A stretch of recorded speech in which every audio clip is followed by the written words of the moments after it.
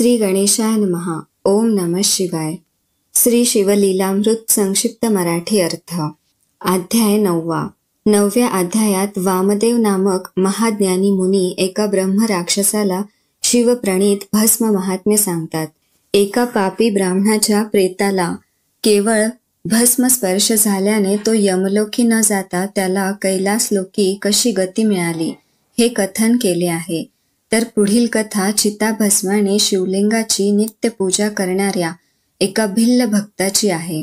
एके दिवशी त्याला चिताभस्म मिळाले नाही, तेव्हा पतीच्या शिवपूजनात खंड पडू नये म्हणून त्याची पत्नी स्वतःला जाळून घेते. त्या भस्माने तो भक्तिभावाने शिवार्चन करतो.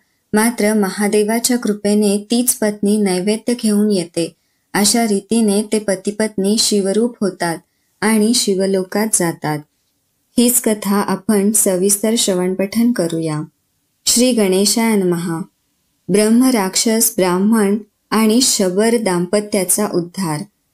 जिथे शिवनामाचा गजर अहोरात्र असतो तिथे जन्म मरण संसार भय याचे अस्तित्व नसते.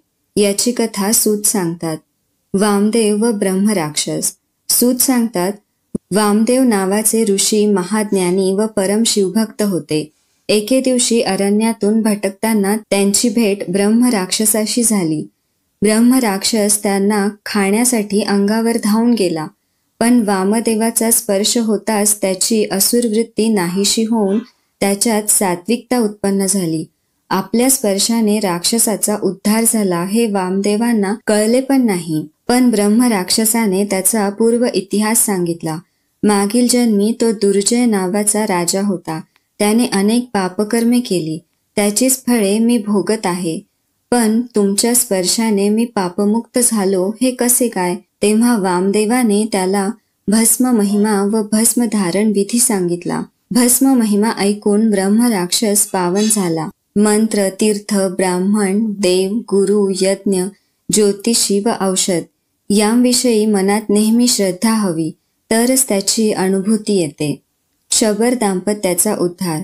सूत सांगतात, जो श्रद्धेने भस्म धारण करतो त्यावर कायम शंभोंची कृपादृष्टी असते. पांचाळ देशाचा राजा सिंहकेतू पराक्रमी होता. तो शिकारीसाठी गेला होता. काही भिल्ल पण त्यांच्याबरोबर होते. त्यातील एका भिल्लाला एक शिवलिंग दिसले. त्याने ते राजाला दाखवले. भिल्लाने ते शिवलिंग घरी नेण्याची परवानगी मागितली.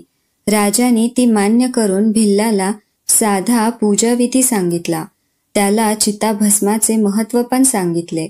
तो शबर ते शिवलिंग घेऊन घरी आला व त्याची नित्य चिताभस्माने पूजा करू लागला.